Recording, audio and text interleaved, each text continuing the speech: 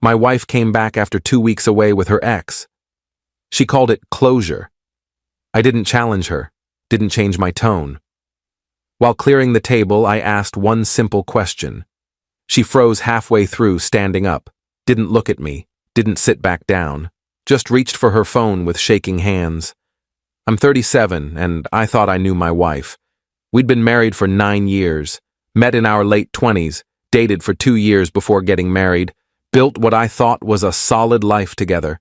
She worked in marketing, I had my own career, we had a house, a dog, routines that felt comfortable. No kids yet, but we'd been talking about it. About 3 months ago, her ex contacted her. The ex. The one she dated for 4 years before me. The one she said was her first real love. The one whose name still occasionally came up in stories about her 20s. He'd reached out through social media, said he was going through a divorce, wanted to reconnect with old friends. Innocent enough, or so she presented it. She asked if I minded if she grabbed coffee with him. Just coffee. Just catching up. I said fine, because what else was I supposed to say? If I'd said no, I'd be the controlling husband. So I said yes, and tried not to think about it. One coffee turned into regular texts. I'd see her smiling at her phone in ways she hadn't smiled at me in months. When I asked about it, she'd say they were just talking, old memories, nothing serious. Then came the request that changed everything. He's really struggling with the divorce, she said one night while we were getting ready for bed. He asked if I'd be willing to spend some time with him, help him process things. He doesn't have anyone else. Spend time with him how? He wants to take a trip, the place we used to go when we were dating. He thinks it would help him find closure. I stopped brushing my teeth. A trip. Just a weekend, maybe a week. He needs support. And he wants his ex-girlfriend to provide that support while he's going through a divorce? It's not like that. What's it like then? It's closure. For both of us. We never really ended things properly. It just fizzled out. He thinks if we can revisit that place, have some real conversations, we can both move forward. You want to take a week-long trip with your ex-boyfriend to get closure. When you say it like that, it sounds bad. How else should I say it? She sat on the edge of the bed. I need this. I didn't realize how much unresolved stuff I still had with him until we started talking again. It's affecting us, our marriage. I can feel it. Our marriage was fine until he showed up. Was it? Be honest. That stopped me, because she was right in a way. Things had been fine, comfortable, maybe too comfortable. Maybe we'd been coasting, but I didn't think the solution was her running off with an ex-boyfriend. How long? I asked. 2 weeks. 2 weeks? He wants to really work through things, not rush it. And you agreed to this? I told him I needed to talk to you first. But yes, I want to go. I need to go. I think it will help us. Help me figure out what I really want. That last sentence hung in the air like poison. What you really want? You're not sure anymore? I'm saying I have things to work through, and I can't do that while I'm here, living our normal life. I need space to think. We argued for another hour. I said it was insane. She said I was being insecure. I said she was asking permission to have an emotional affair. She said I was making it into something it wasn't. Round and round until I was exhausted. In the end, I didn't explicitly say yes. But I didn't say no either. I just went silent, and she took that as permission. She left 3 days later, packed a suitcase, kissed me on the cheek like she was leaving for a work conference, and drove away. Update 1. The first week was hell. She texted sporadically, made it safely. Weather is nice. Having good conversations. Nothing substantial. Nothing that told me what was actually happening. I tried to keep busy, went to work, came home, walked the dog, watched shows I didn't care about. Friends asked where she was. I said she was visiting family. I wasn't about to admit my wife was on a 2-week romantic getaway with her ex under the guise of closure. By day 10, the texts stopped completely. Nothing for 3 days. I called twice. Both went to voicemail. I texted asking if she was okay. No response. On day 13, I got a single message. Coming home tomorrow. We should talk. She walked in the door at 6:30 on a Tuesday evening, tanned, relaxed, looking more at peace than I'd seen her in years. She hugged me, and I stood there with my arms at my sides, not sure what to do. How was it? I asked. Good, really good. I'm glad I went. Did you get your closure? I think so. Yeah. She didn't elaborate. Just started unpacking her suitcase, hanging clothes back in the closet like nothing had happened. Like she'd been gone for a normal trip and not 2 weeks with an ex-boyfriend I'd been imagining her with every single night. Are we going to talk about it? I asked. Let me settle in first. I'm exhausted. She showered, changed into comfortable clothes, came downstairs. I'd made dinner, nothing fancy, just pasta, and we sat across from each other at the kitchen table. So, I said. So, tell me about the trip. It was what I needed. We talked a lot, worked through old feelings. I understand now why things ended with us, why they had to end. And I have clarity now about what I want. My stomach dropped, which is, I want to make our marriage work. I know that now. Being with him made me realize what I have with you. I should have felt relieved. Instead, I felt suspicious. Being with him. Spending time with him, talking with him, you know what I mean. Do I? She reached across the table for my hand. I moved it to pick up my water glass. Her hand hung in the air for a second before she pulled it back. I know this is weird. I know it's not conventional, but I'm being honest with you. I needed to do this to know for sure, and now I know.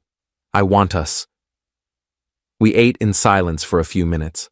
I was trying to process, trying to figure out if I believed her, trying to decide if it even mattered if I believed her. Did you sleep with him? I asked finally. Is that really what matters? Yes. I don't think we should focus on physical details. What matters is where we go from here. That's not an answer. I'm not going to give you an answer that lets you torture yourself with images. It's not helpful. But it happened. She didn't respond. Just looked down at her plate. I stood up, started clearing the table. She stood too, gathering her dishes. We moved around the kitchen in a choreographed silence, her washing, me drying. Like we'd done 1,000 times before. While I was putting a plate in the cabinet, I asked it. The question that had been forming in my mind since she walked in the door. If he wasn't going through a divorce, I said, voice completely calm, if he was available, would you have come back? She froze. Halfway through standing up from loading the dishwasher. Didn't look at me. Didn't sit back down. Just stood there, bent at an awkward angle, one hand still on the dishwasher door. Then she reached for her phone with shaking hands. Update 2. What are you doing? I asked. I need to call someone. Who? My sister. I need to talk to my sister. Answer my question first. She straightened up, phone clutched in both hands. That's not fair. That's a hypothetical that doesn't mean anything. It means everything. Answer it. I'm here, aren't I? I came back. Because he's not available. Because he's going through a divorce and probably told you he wasn't ready for something serious. Answer the question. If he was available, would you be standing in this kitchen right now? Her face crumpled. I don't know. You don't know. I'm confused. I thought I had clarity, but now you're asking these questions and I'm confused again. You're confused because you know the answer and you don't want to say it. That's not fair. You spent 2 weeks with your ex-boyfriend, probably sleeping with him, definitely falling back in love with him, and you came back here because it didn't work out. Not because you chose me, because he wasn't an option. And now you're trying to reframe it as some kind of journey of self-discovery that led you back to our marriage. You're twisting everything. Am I? Tell me I'm wrong. Tell me he said he wanted to be with you, and you said no because you're married. Tell me that happened." She couldn't. She just stood there, tears running down her face, phone still in her hands. "Call your sister," I said. "I'm going for a drive." I grabbed my keys and left, drove around for 2 hours with no destination. My phone rang 6 times. I didn't answer. When I finally came back, it was almost midnight. Her sister's car was in the driveway. I went to a hotel. Update 3, I stayed at that hotel for 3 days. She texted constantly, called, begged me to come home so we could talk. Her sister texted too, saying I was being unreasonable, that I needed to at least hear her out. On day 3, I went back to the house while she was at work, packed a bag with enough clothes for a week, left my wedding ring on the kitchen counter. That got her attention. She came home early, found me loading the last of my things into my car. "What are you doing?" "Leaving." "You can't just leave." "Watch me. We need to talk about this." "There's nothing to talk about. You made your choice. You're just upset it didn't work out the way you wanted." "That's not true." "Then tell me what is true. Tell me exactly what happened on that trip." She looked at me, mouth opening and closing, trying to find words that would make this okay. There weren't any. "We were together," she said finally. "Not the whole time. But yes, we were together. And I thought maybe we could try again. But he said he wasn't ready. He said he needed time to process his divorce, to figure out what he wanted. He said maybe in a year, if we were both still available. He benched you." "What?" "He benched you. Put you on hold. And you came back here because you couldn't just sit around waiting for him." "No! I came back because I realized this is where I belong." "You realized that after he rejected you. Not before. Not during. After." She started sobbing. "I made a mistake. I know I did. But I'm here now, trying to fix it, and you won't even give me a chance." "A chance? You want me to give you a chance? You took 2 weeks to give him a chance.